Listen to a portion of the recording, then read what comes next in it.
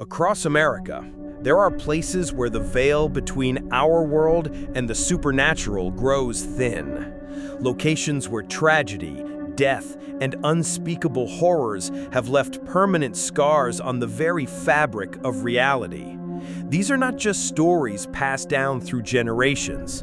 These are America's most haunted places, backed by documented evidence, witness testimonies, and unexplained phenomena that continue to this day. Tonight, we'll explore the 10 most terrifying haunted locations in America. Places so disturbing that even the bravest paranormal investigators refuse to visit alone. But before we begin this chilling journey, make sure to subscribe and hit that notification bell, because what you're about to discover will change how you view the supernatural forever. Our countdown begins at number 10 with Eastern State Penitentiary in Philadelphia, Pennsylvania. Once home to America's most dangerous criminals, this fortress of solitude operated from 1829 to 1971, pioneering the concept of solitary confinement. The prison's revolutionary design was meant to inspire penitence through isolation, but instead, it drove countless inmates to madness and suicide.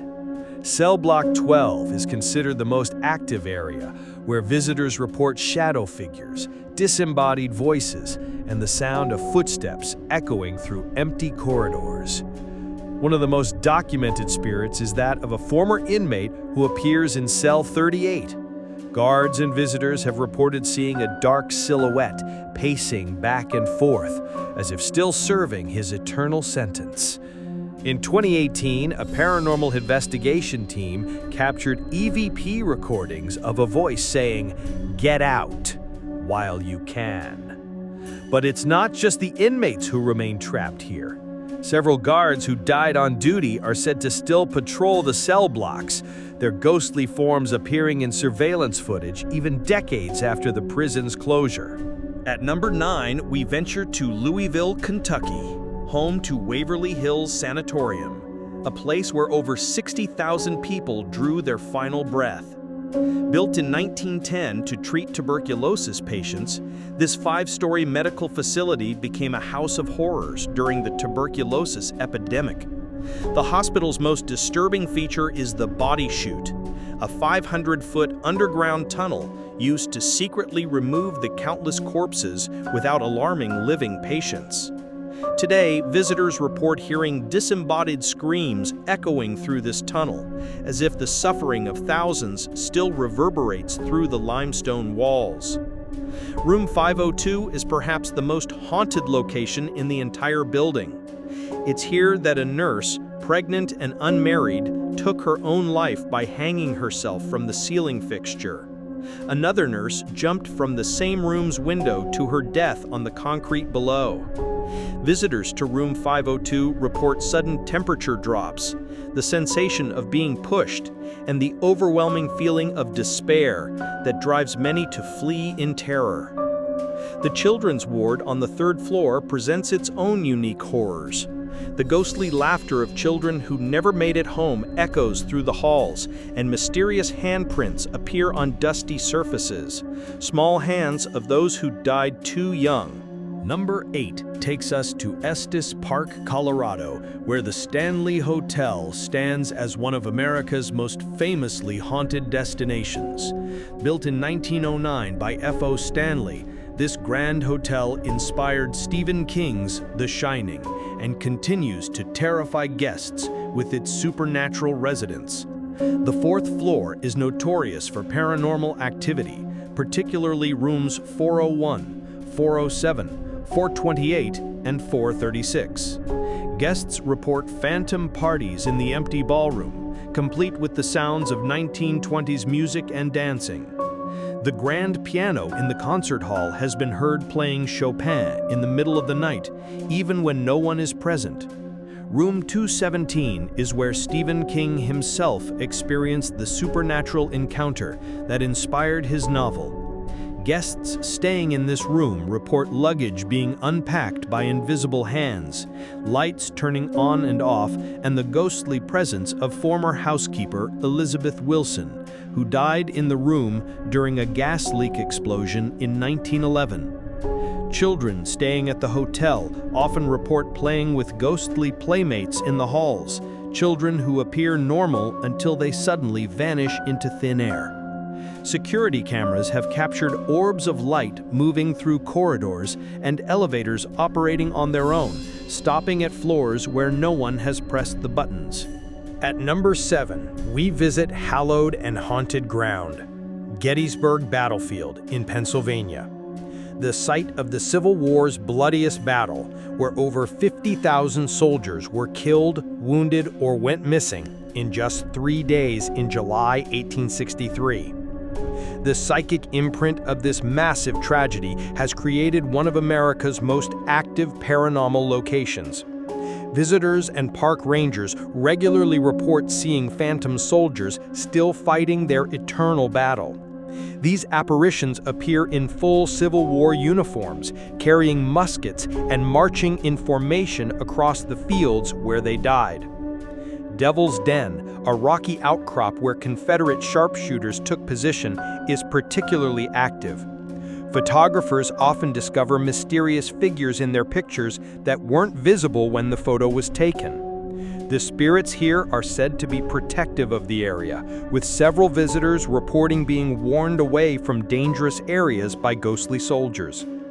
The triangular field where Pickett's charge took place is perhaps the most haunting location. On foggy mornings, witnesses report hearing the thunderous sound of charging cavalry, battle cries, and the groans of dying men. The smell of gunpowder and smoke sometimes fills the air on clear days, with no earthly source to be found. Even more disturbing are reports of anniversary ghosts, spirits that appear only on the anniversary dates of specific battles, reenacting their final moments with startling accuracy. Number 6 brings us to Wilder, Kentucky, home to Bobby Mackey's Music World, a country music nightclub built on a foundation of tragedy and occult activity. This seemingly innocent honky-tonk sits atop what paranormal investigators call Hell's Gate, a portal to the underworld. The building's dark history begins in the 1850s, when it served as a slaughterhouse. The basement still contains the original drain that carried away blood from butchered animals. Later, the site became a roadhouse where a pregnant woman named Pearl Bryan was brutally murdered by Satanists in 1896. Her headless body was found nearby, but her head was never recovered. The basement of Bobby Mackey's is considered one of the most dangerous paranormal locations in America. Visitors report being physically attacked by unseen forces, with scratches appearing on their bodies. The spirit of Pearl Bryan is said to roam the building, searching for her missing head. Carl Lawson, a former caretaker, lived in an apartment above the club and documented years of paranormal encounters. He reported conversations with ghostly entities, objects moving on their own, and being physically assaulted by malevolent spirits. His detailed accounts span decades and include multiple witnesses. The well in the basement, believed to be the actual Hell's Gate, emits an otherworldly energy that affects electronic equipment and makes visitors violently ill. Several exorcisms have been performed at the location, but the supernatural activity continues unabated.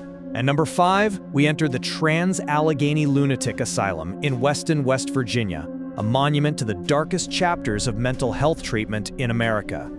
Operating from 1864 to 1994, this massive facility housed thousands of patients under conditions that can only be described as torturous.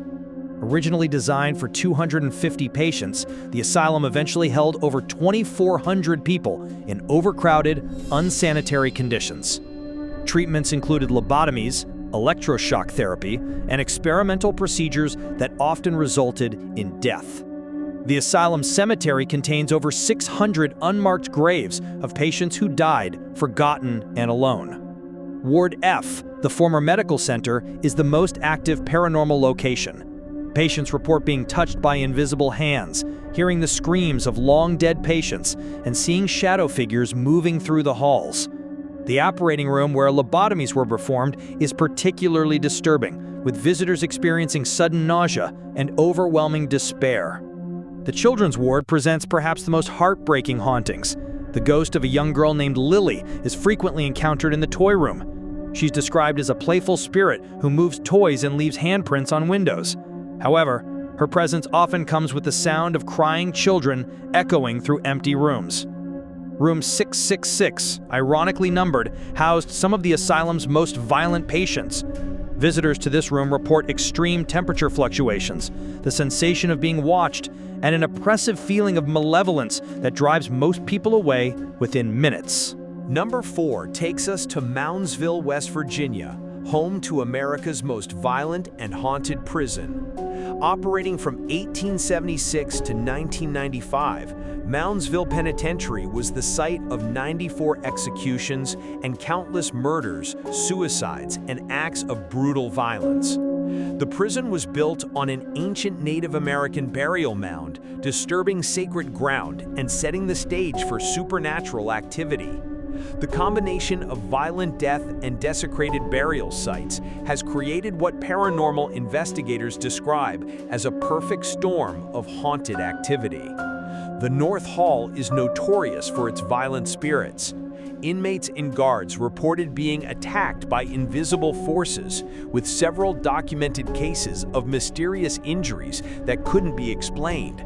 Cell 20 housed some of the prison's most dangerous criminals, and today visitors report hearing angry voices and feeling an overwhelming sense of rage when entering the cell. The execution chamber, where both hanging and electrocution took place, remains one of the most active paranormal locations. The electric chair, nicknamed Old Sparky, still emanates an aura of death that affects sensitive individuals. Visitors report seeing the ghostly figure of R.D. Wall, the prison's executioner, still carrying out his grim duties.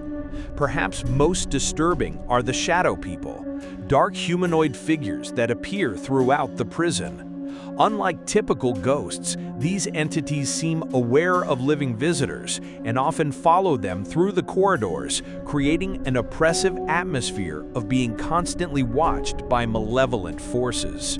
At number 3, we visit Mansfield, Ohio, home to the Ohio State Reformatory, a Gothic fortress that housed criminals from 1886 to 1990. This imposing structure, featured in The Shawshank Redemption, is considered one of the most haunted prisons in America.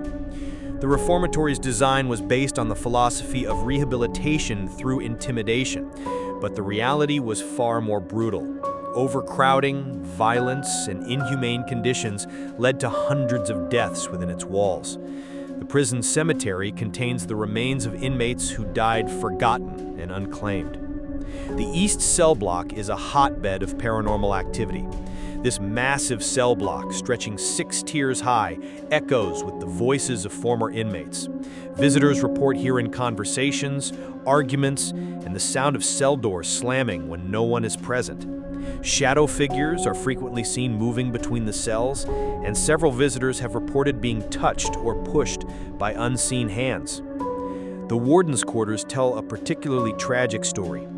Helen Glatke, the warden's wife, died in the residence after accidentally shooting herself while reaching for a jewelry box. Her spirit is said to still roam the quarters, with visitors reporting the scent of her rose perfume and the sound of her high heels clicking on the wooden floors. The chapel, where inmates once sought redemption, is now home to some of the most intense paranormal encounters. Visitors report seeing the ghostly figure of a priest conducting services to an empty room, and the organ has been heard playing hymns in the middle of the night when no one is present.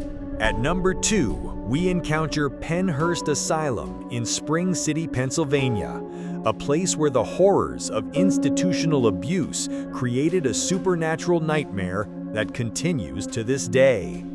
Operating from 1908 to 1987, Pennhurst was supposed to provide care for individuals with intellectual disabilities, but instead became a chamber of horrors.